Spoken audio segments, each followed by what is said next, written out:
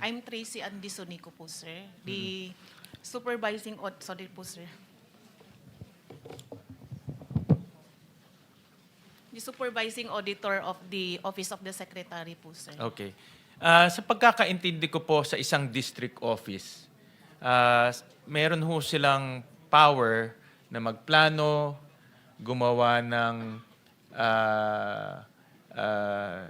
yung detailed engineering, sila na rin nagpapabid, sila na rin po ang nag-i-inspect, sila na rin po ang nagbabayad. Tama po ba?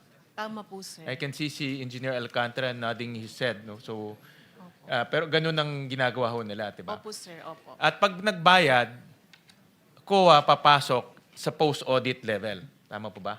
Opo, sir. So, ibig sabihin, kahit na ho magkaroon ng ghost project, no, madidetect ng COA sa post-audit level. Supposed to be po, Your Supposed to Honor. be, ganun. Opo. At nasundan niyo pa ho ba yung privilege speech ni Senator Lacson nung pinakita niya yung mga dokumento? Opo, Your Honor. Na meron pong mga kaso na, for example po ito, just 2 days from the notice to proceed, 46% completed na. So Opo, Your notice to Honor. proceed, after 2 days, 46% completed na. And after 86 days, 89% completed na. So Opo, kung posible naman po, after 2 days, kalahati ng project tapos na. Meron hong isang project, ito po yung construction of riverbank protection structure along Pampanga River at Barangay Bulusan, Kalumpit, Bulacan. 15 days. No? After the notice to proceed, 89% completed na. Opo, Your No? Honor. And then in just 34 days, kompleto na ho yung project. No? Nakita niyo ho ito? Ganito po siya, sir, if you would allow me to explain po. Pero nakita niyo ho itong privilege speech ni Opo, Your Senator Honor. Lacson. Kayo ho, nakita niyo ho itong... marami ito, No, I just narrated a few items from that privilege speech. Opo. Kayo ho, nakita niyo ho itong mga dokumentong to? Yung dokumento po mismo like the disbursement vouchers and yung mga supporting documents po, sir, hindi po siya na-submit sa COA. Pero nandun po sa report on publicized government program project and activities, kaya ko po sinasabing tama po na dinideclare na po as early as on the 10th or kung ilang araw pa lang po ay nasa more or less nasa 50% na po. Nakikita po siya sa RPG-PPA. Pero yung pong audit action, hindi po agad-agad siya na, let's say for example, sir, i-disallow agad kasi primarily, isasubmit po muna ni implementing office yung mga vouchers sa COA. And then, di ba sir, meron po tayong reglementary period on the submission of the accounts.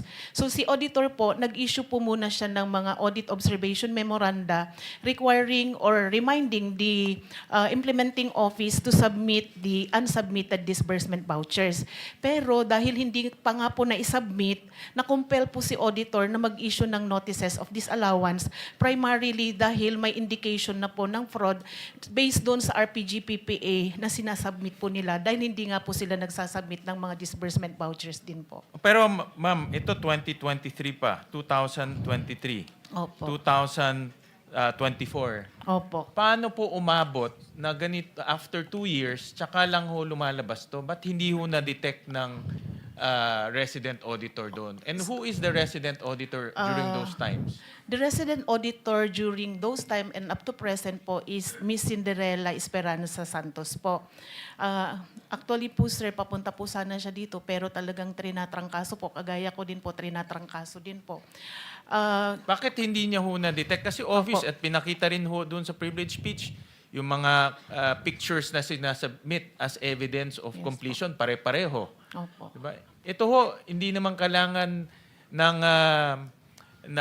ubod ng talino para makita ho to. Dapat lang ho, masinop. Yes po. Yes, sir. Paano ho nakalampas to after 2 years? In fact, hindi nga lumalabas to. in this privilege speech lang ho na lumabas. Yes po. Sir, i-remind ko lang po kayo, sir, 2020 hanggang 2023 po, hindi po tayo although sinubukan po ng audit team na mag-inspect po as early as 2022, kahit na po may mga restrictions pa po. So nakapag-ikot po sila. On 2023 po, sir, hanggang kung di po ako nagkakamali. Hindi ikot. Yes, sir. Just purely on documents. Makikita nyo na post-audit, tinitignan Yes, sir. yung dates. Opo. Tinitignan yung mga supporting documents. Opo. Tinitignan yung mga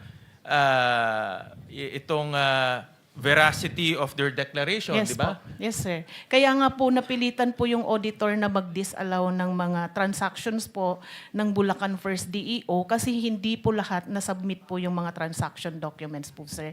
And then kaya din po siya ni-request for fraud audit po kasi nga po hindi na But po the fraud talaga audit, kaya. ngayon lang nangyari yung fraud Opo. audit Yes after po. 2 years. Yes po, sir. Bakit hindi ho nalaman sa sa libo-libo ho ng project doon, hindi ho na-detect kaagad? Sir, dadalawa lang po yung audit team. Ibig kong pong sabihin, isa lang po yung, meron po tayong audit team leader at isa lang din po yung kanyang audit team member. Tapos din po, aside po sa Bulacan First DEO, on which case from 2022 na nasa 100, more or less, nasa 120 or 140 po yung flood control projects po nila, lumobo po siya ng 2023 and 2024 by double po ng numbers. Sa flood control projects lang po yun, sir. Aside pa po doon sa mga other infra like buildings, structures, roads, and bridges po. And then meron pa din po silang hawak na 8 district engineering offices. Ikwento ko lang din po, sir, in 2023 po, sa budget po ng COA for 2023, nagbawas po ng plantilla positions ang DBM by 100 plus employees supposed to be na dapat ma-deploy po sa mga auditing agencies. So kaya po, ang distribution lang po ng bawat audit team na mabibigat, sir, halos nasa 2 auditors lang po. And then, isa lang din po per province. Sa case po ng Region 3, meron po tayong 7 provinces sa Region 3. Nasa 16 technical specialists lang po ang meron tayo. Kaya sa Bulacan po, 1 or 2 engineers lang po ang assign. Kaya hindi po niya ma-inspect po lahat. Mr. Chair? with Yes, the permission of- for sir. one. Follow up lang ito. Kailan kayo nagsimula ng fraud audit na banggit nyo? Tungkol doon sa yung sinasabi ni Senator Sherwin Gatchalian. Sir, nag-issue po ng memo ang aming chairman noong August 12 po. For August the, 12. yung una, sir, retrieval po muna ng mga documents and then eventually Teka muna, creation nauna of muna audit. yung special audit, di ba? Bago Opo. kayo nag-fraud audit. Hindi, sir. Iisa po yung... So, diretso na kayo sa fraud audit. Opo. Ano nag-trigger doon sa fraud audit ninyo? Sir, sa doon particular po sa... project? Sandali lang po. Sorry po. Kailan po nagsimula? Ano nag-trigger kaya kayo nag-fraud audit? Opo. Sir, doon po sa sumbong mo sa Pangulo, tsaka yun pong press conference po ni President, sir, noong August po. So, eventually, sir, initially, retrieval po muna ng documents. And afterwards po, doon sa mga dates, hindi ko kabasado, pero sunod-sunod po yun. Tsaka po nag-create ng fraud audit teams po. And then, eventually, nag-deploy na rin po ng Okay mga na po, technical. malinaw na. Opo. Thank Thank you, you. sir. Opo. Thank you, Mr. Chair. Sunico, ibig bang sabihin mo ngayon sa amin dito, sa committee, kaya naglipa na itong ghost projects because failure kayo sa pag-carry out ng inyong mandato dahil kulang kayo ng tao, kulang kayo ng engineers, mag-inspection? Opo. Ganito po siya, sir. Mataas, basically, sir, meron po tayong tinatawag na risk assessment. Sa dami po ng mga controls na meron po si DPWH, meron po siyang Quality Assurance Audit Office, meron din po siyang Inspectorate Team. Hayaan mo na yung Yes, sir. DPWH. Opo. That's none of your concern. Yes po. Concentrate ka sa COA. Yes, Bakit, po. bakit ito, sabi mo kayo na kulang kayo ng tao? Opo. So, kailangang dagdagan kayo ng tao? Yes po sana, sir. Ha? Opo. Para magampanan nyo yung mandato? Opo sana, sir. Bakit ngayon lang ito lumabas? Sir, lumalabas na po yan sa mga budget hearing natin. As I have mentioned, para po sa 2023 budget namin, sa Bulacan alone po yun, sir, yung inalis po na 120 plus na positions po. Thank you, Mr. Chair. Okay, balik sa'yo. Sige, Opo. Ako ho, I respect the elders, Mr. Chair. Dalawang elders ho yung katabi ko. Ma'am, parang hindi ka tanggap-tanggap na because of lack of manpower, lumampas to ng ilan years. Kasi, di ba, every end of the year, meron exit conference.